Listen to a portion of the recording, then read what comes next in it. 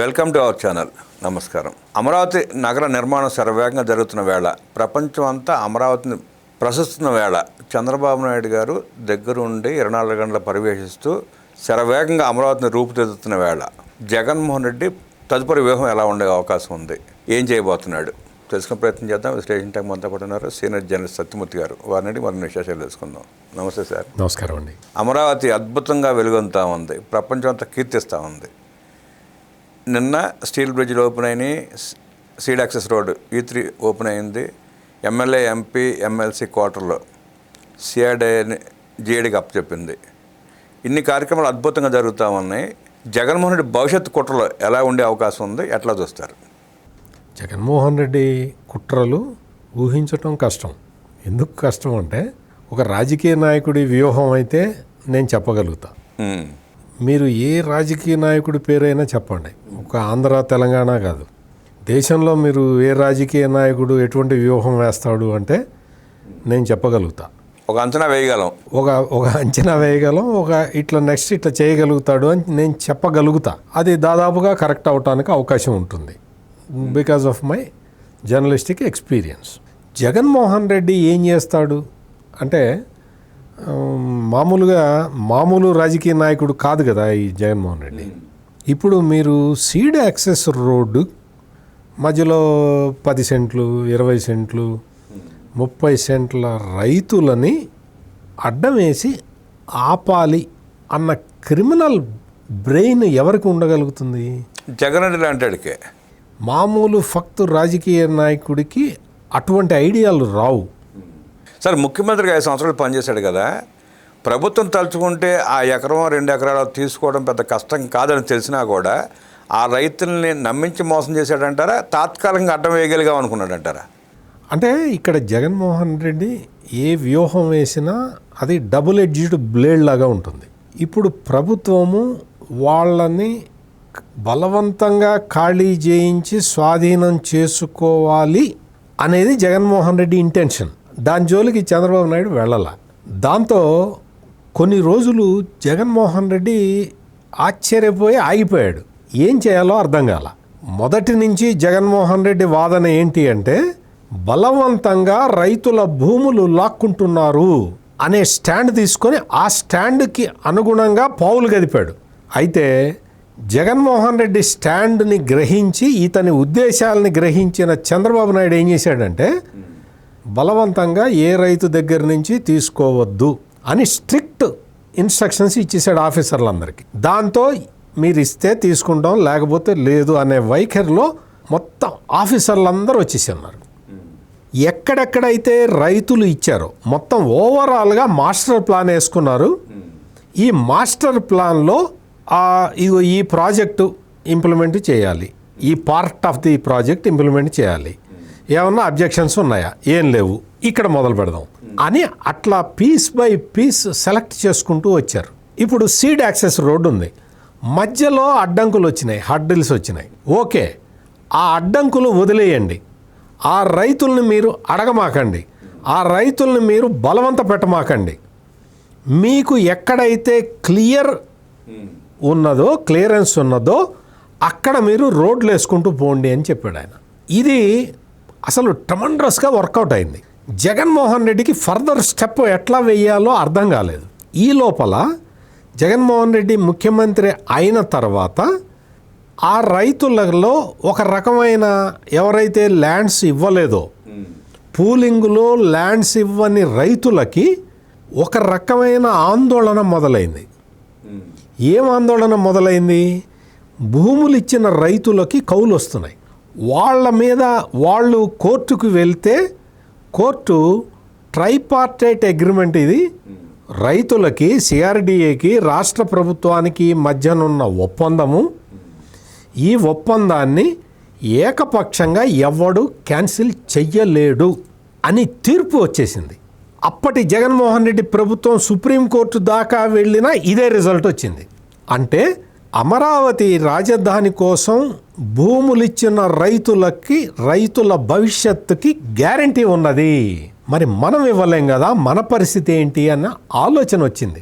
ఎప్పుడు జగన్మోహన్ రెడ్డి ముఖ్యమంత్రిగా ఉన్న టైంలోనే ఈ భూములు ఇవ్వని రైతులు పునరాలోచనలో పడ్డారు. కానీ వాళ్ళు ఆ తర్వాత ముందరికి వెళ్ళలేకపోయారు. జగన్మోహన్ రెడ్డి భూ సమీకరణ చేయలేదు కదా, మొత్తానికి వ్యతిరేకం కదా, దాంతో వాళ్ళు కూడా సఫర్ అయ్యారు, డైలమాలో పడ్డారు. ఎప్పుడైతే కూటమి ప్రభుత్వం వచ్చిందో, 4వసారి చంద్రబాబు నాయుడు ముఖ్యమంత్రి అయ్యాడో, అప్పుడు వాళ్ళు ఏమనుకున్నారంటే గవర్నమెంట్ అడిగితే భూములు ఇచ్చేద్దామని నిర్ణయానికి వచ్చున్నారు.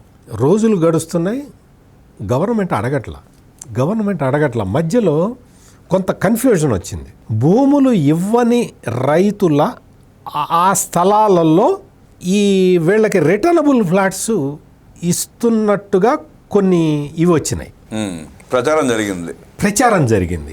దాంతో భూములు ఇవ్వని రైతుల్లో మళ్ళీ ఆశ పుట్టింది. వాళ్ళు మాస్టర్ ప్లాన్లో ఇది రిటర్నబుల్ ఫ్లాట్స్గా పెట్టుకున్నారు, గవర్నమెంట్ ఎప్పటికైనా మా దగ్గరికి వస్తుంది, మా కళ్ళ బేరానికి వస్తుంది అని వాళ్ళు వెయిట్ చేస్తూ ఉన్నారు. వాళ్ళు మళ్ళీ బెట్ చేయటం మొదలుపెట్టారు. ఈ ప్రాసెస్ అంతా జరుగుతూ ఉండగానే క్లియర్ ల్యాండ్ ఉన్న చోట రిటర్నబుల్ ఫ్లాట్స్ ఇవ్వటం మొదలుపెట్టేశారు. రిటర్నబుల్ ఫ్లాట్స్ కూడా ఏ ఊళ్ళో రైతుకి ఆ ఊళ్ళోనే ఇవ్వాలి అన్న బ్రాడ్ రూల్ అయితే ఉన్నది. ఆ రూల్ నుంచి మాకు డీవియేట్ అయినా పర్వాలేదు అనుకున్న రైతులకి వేరే చోట కూడా ఇచ్చేశారు. రైతులు మాకు పర్వాలేదండి, మాకు ఎక్కడ ఇచ్చినా పర్వాలేదు, ఏరియా మొత్తం డెవలప్ అవుతుంది, ఆ నమ్మకం మాకుంది అన్న వాళ్ళకి వేరే గ్రామాల్లో, పక్క గ్రామాల్లో కూడా ఇచ్చేశారు. ఈ అడ్జస్ట్మెంట్లన్నీ చూసిన తర్వాత భూములు ఇవ్వని రైతుల గుండెల్లో రైళ్లు పరిగెత్తడం మొదలుపెట్టినాయి. ఆ టైంలో సిఆర్డిఏ మొత్తం, అంటే వాళ్ళు తీసుకున్న డెసిషన్స్ని మనం చాలా అప్రిషియేట్ చేయాలి. ఎంత అప్రిషియేట్ చేయాలి అంటే, రైతుల్లో అసంతృప్తి ఉంది అని వైసీపీ సోషల్ మీడియా విస్తృతంగా ప్రచారం చేసింది. ఆఫీసర్లు లంచాలు తీసుకుంటున్నారు అని చెప్పి సిఆర్డిఏ ఆఫీసర్ల మీద వార్తలు రాయించింది. సిఆర్డిఏలో ఒక టైపిస్ట్ని సస్పెండ్ చేశారు, ఒక్క టైపిస్ట్ని. అతను కూడా ఏంటి, నేను భూములు మీకు అమ్మి పెడతాను, మీకు ఇస్తాను అని అతను ప్రైవేట్ డీలింగ్స్ చేశాడు, ఒక రియల్ ఎస్టేట్ వ్యాపారిలాగా. దాంతో అతన్ని సస్పెండ్ చేశారు. అతన్ని ఎప్పుడైతే సస్పెండ్ చేశారో సిఆర్డిఏలో కూడా మన ఆటలు అప్పటి వరకు ఏంటి, సిఆర్డిఏ ఆఫీసర్ల దగ్గరికి వెళ్ళి కబుర్లు చెప్పి అది చెప్పి ఇది చెప్పి ఆ ఇన్ఫర్మేషన్ని తెచ్చి ఈ మీడియాకి, వైసీపీ మీడియాకి ఇచ్చేవాళ్ళు. అది కూడా బంద్ అయిపోయింది. ఇట్లా ఒక్కొక్కటి వచ్చి ఫైనల్గా ఇంకా సీడ్ యాక్సెస్ రోడ్డుకి భూములు మధ్యలో ఇవ్వని వాళ్ళకి భూసేకరణ ద్వారా మనం తీసుకుందామని నోటిఫికేషన్ విడుదల చేసింది గవర్నమెంట్. నోటిఫికేషన్ ఇస్తాము బలానా రోజు నుంచి అని చెప్పేసరికి కోర్టుకి వెళ్ళి అది చేసినా కానీ కోర్టులు కూడా ఇంతకు ముందర చాలా సందర్భాల్లో, చాలా రాష్ట్రాలలో పబ్లిక్ యూటిలిటీకి నేను భూమి ఇవ్వను అనటానికి వీల్లేదు. ఆనాటి యూపీఏ ప్రభుత్వం తీసుకొచ్చిన భూసేకరణ చట్టం ప్రకారం ఇప్పుడు సీడ్ యాక్సెస్ రోడ్డు, నేను ముందర చెప్పాను కదా, మీకు ఎక్కడ క్లియర్గా ఉంటే అక్కడ సీడ్ యాక్సెస్ రోడ్డు వేసుకుంటూ వెళ్ళండి, లేని చోట వదిలేయండి అని చెప్పాడు కదా చంద్రబాబు నాయుడు. వీళ్ళు అదే విధంగా చేశారు కదా. ఇప్పుడు ఇటు రోడ్డు కంప్లీట్ అయింది, అటు రోడ్డు కంప్లీట్ అయింది, మధ్యలో ముక్క మిగిలింది. ఈ ముక్కని గవర్నమెంటు భూసేకరణ చట్టం కింద టేక్ ఓవర్ చేయొచ్చు. ఈ పని ఎప్పుడైతే మొదలుపెట్టిందో గవర్నమెంటు, కోర్టుల్లో ప్రాసెస్ మొదలుపెట్టి ఈ ల్యాండ్కి సంబంధించిన కాంపెన్సేషన్ని కోర్టులో డిపాజిట్ చేసి ఈ ల్యాండ్ని తీసుకోవటం మొదలుపెట్టింది. అప్పుడు వీళ్ళకి అర్థమైంది. మధ్యలో జగన్మోహన్ రెడ్డి ఆళ్ల రామకృష్ణారెడ్డి ద్వారా కొంతమంది రైతుల్ని పిలిపించుకొని ఆ రైతులకి వాళ్ళకి ఏదో కౌన్సిలింగ్ చేస్తున్నట్టుగా అనుకున్నాడు. కానీ ఆ రైతులు అయితే అప్పటి వరకు ఆ రైతులు జగన్మోహన్ రెడ్డితోటి డైరెక్ట్ ఇంటరాక్షన్ లేదు. వీళ్ళందరికీ వయా ఆళ్ల రామకృష్ణారెడ్డే డీలింగ్స్ చేస్తూ ఉన్నారు. ఎప్పుడైతే ఈ రైతులు డైరెక్ట్గా జగన్మోహన్ రెడ్డిని కలిశారో జగన్మోహన్ రెడ్డి అజ్ఞానం వాళ్ళకి అర్థమైంది. జగన్మోహన్ రెడ్డిని నమ్ముకుంటే మనకి భూసేకరణ డబ్బులు కూడా రావు. భూ సమీకరణలో పెద్ద ప్యాకేజీ ఉంది. చంద్రబాబు నాయుడు ముందరే భూసేకరణ కన్నా భూ సమీకరణకి ఎక్కువ ప్యాకేజీ ఇచ్చాడు. ఆ విషయం అందరికీ తెలుసు. ఇప్పుడు భూ సమీకరణకి కూడా మనం ఒప్పుకోకపోతే మొత్తానికి అన్యాయం అయిపోతాము. అన్న ఒక నిర్ణయానికి రైతులు వచ్చేసారు. భూములు ఇవ్వని రైతులు. ఈ భూములు ఇవ్వని రైతులు ఏం పెట్టారు అంటే సీడ్ యాక్సెస్ రోడ్డు మధ్యలో ఇటు పోతుంది అనుకోండి, నాకు ఇటు కొంత భూమి ఇటు కొంత భూమి ఉంది, నేను సీడ్ యాక్సెస్ రోడ్డుకి ఇస్తాను, ఈ భూములు నాకే ఉంచండి అని అడిగారు. అట్లా కూడా అడిగి ఇచ్చాడు. ఈ ఆళ్ల రామకృష్ణారెడ్డి, జగన్మోహన్ రెడ్డి, ఈ లేళ్ల అప్పిరెడ్డి, ఈ వీళ్ళందరూ కూడా అట్టెట్టిస్తారు. సీడ్ యాక్సెస్ రోడ్డు పక్కనుండా అది బంగారు గని అయిపోతుంది. దాన్ని వాళ్ళకి ఇచ్చేసి ఈ ల్యాండ్ వరకు ఇస్తాట. తప్పు కదా, మొత్తం ఇవ్వాల్సిందే అని గవర్నమెంట్ చెప్పేటప్పటికి ఇప్పుడు ఫైనల్గా వచ్చేసింది. సీడ్ యాక్సెస్ రోడ్డు పడిపోయింది. భూ సేకరణ ద్వారా తీసుకున్నారు. ఇప్పుడు దాన్ని మిగిలిన భూమిని తీసుకున్నారు. కొంతమంది ఏం చేశారు అంటే మేము భూ సమీకరణ కింద అది మాకు అప్లై చేయండి, మేము ఇచ్చేస్తాము అన్నారు. మీటింగ్ అవగానే కొంతమంది ఇచ్చేసారు. ఇట్లా మొత్తం రోడ్డు క్లియర్ అయిపోయింది. రోడ్డు క్లియర్ అయిన తర్వాత సీడ్ యాక్సెస్ రోడ్డు ఎప్పుడైతే పడ్డదో వెంటనే కడుపు రగులుతుంది కదా, కొంతమందికి అయితే కడుపు రగులుతుంది కదా, రోడ్డు వంకరగా ఉంది, ఇటు తిరిగింది అటు తిరిగింది అని ఏదో చెప్పటం మొదలుపెట్టారు. అదేమి స్పార్క్ రగిలించలేకపోయింది. ఇప్పుడు సీడ్ యాక్సెస్ రోడ్డు కంప్లీట్ అయిపోతే ఇప్పుడు అయిపోయింది కదా, ఇది కంప్లీట్ అయిపోయిన తర్వాత రాజధాని అమరావతి విలువ 100 రెట్లు పెరిగింది. అవును సార్. ఇప్పుడు భూ సమీకరణ కింద వచ్చిన రైతులకేమో ప్లాట్లు వస్తాయి, రెట్టబుల్ ప్లాట్లు వస్తాయి, కౌలు కూడా వస్తుంది 10 సంవత్సరాల దాకా. భూ సేకరణ చేసిన భూములకి కౌలు వస్తుందా? ఇంకా వాళ్ళకి కౌలే ఉండదు, వాళ్ళకి కాంపెన్సేషన్ అయిపోయింది. ప్లాట్లు డబ్బులు లేవు, డబ్బులు రావు, ప్లాట్లు రావు. అందుకనే వాళ్ళు కాంప్రమైజ్ అయిపోయి మళ్ళీ ఇందులో ఇస్తున్నారు. అదే అదే నేను చెప్తున్న పాయింట్ ఏంటి అంటే గవర్నమెంట్ రైతులని ఎంత కన్సిడర్ చేస్తున్నది అంటే ఆఖరి నిమిషంలో వాళ్ళు భూ సమీకరణ కింద ఇవ్వటానికి సిద్ధపడ్డా తీసుకున్నారు. అవును, నిజంగా అంటే చంద్రబాబు నాయుడు ప్లేసులో వేరే వ్యక్తి ఎవరైనా ముఖ్యమంత్రిగా ఉంటే హీ విల్ నాట్ యాక్సెప్ట్. అవును, మీకు వేరే మార్గం లేదు, మీరు ఇచ్చి పక్కకు జరగండి అంటాడు. కానీ Chandrababu Naidu democratically elected leader, democracy మీద నమ్మకం ఉన్న లీడర్ కాబట్టి నో వాళ్ళకి ఇవ్వాల్సింది ఇచ్చేద్దాం, అందరితో పాటు వాళ్ళకి ఇద్దాం అని చెప్పాడు. దీంతో ఏమైపోయింది అంటే వైఎస్ఆర్ కాంగ్రెస్ పార్టీ వేసిన గేమ్స్ అన్నీ కూడా ఫ్లాప్ అయినాయి.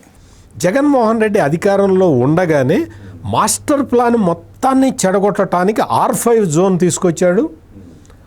R5 జోన్ని తీసేయటం అసాధ్యం అనుకున్నాడు జగన్మోహన్ రెడ్డి, ఇంపాసిబుల్ అనుకున్నాడు. ఇంకోటి ఏమనుకున్నాడు, ఈ R5 జోన్ని అంటే ఇండస్ట్రియల్ జోన్ నుంచి కొంత, కమర్షియల్ జోన్ నుంచి కొంత, మీకు గవర్నమెంట్ ఆఫీసెస్ జోన్ నుంచి కొంత, వాటిట్లో ముక్కలు నరికి ఆ ముక్కల్ని R5 జోన్ అని పెట్టి ఈ R5 జోన్లో పేదవాళ్ళకి సెంటు భూములు ఇస్తానని పెట్టాడు.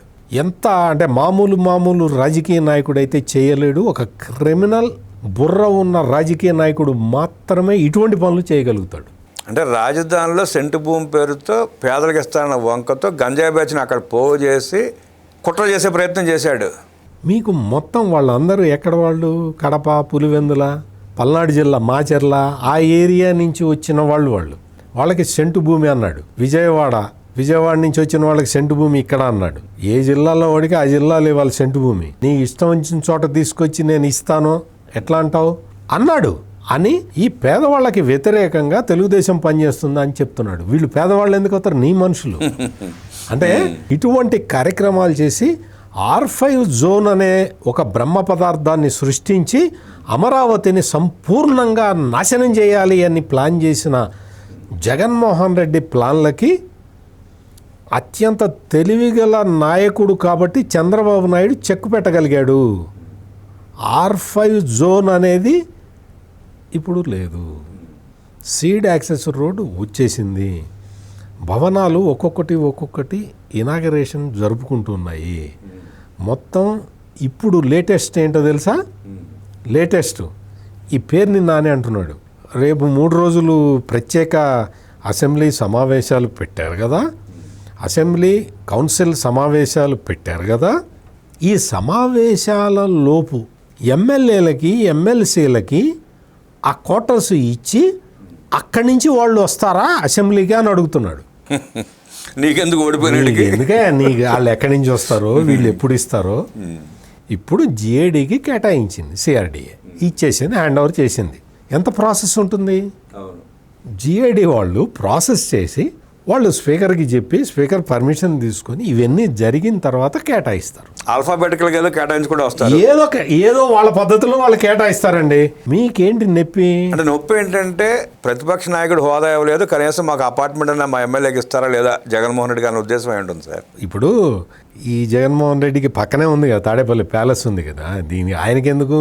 నేను చెప్పటం అయితే నేను నిజంగా అసెంబ్లీ స్పీకర్ కనుక సత్యమూర్తి గారు మీ ఒపీనియన్ ఏంటి చెప్పండి అంటే మాత్రం రోజు అంటే అసెంబ్లీ సెషన్స్ ఉన్నప్పుడు అసెంబ్లీ సెషన్స్కు వచ్చే వాళ్ళకే ఇవ్వండి, అసెంబ్లీ సెషన్స్కి రాని వాళ్ళకి రిజిస్టర్లో దొంగ సంతకాలు పెట్టి వెళ్ళిపోయే వాళ్ళకి మీరు క్వార్టర్స్ ఇవ్వమాకండి అని నేను చెప్తా.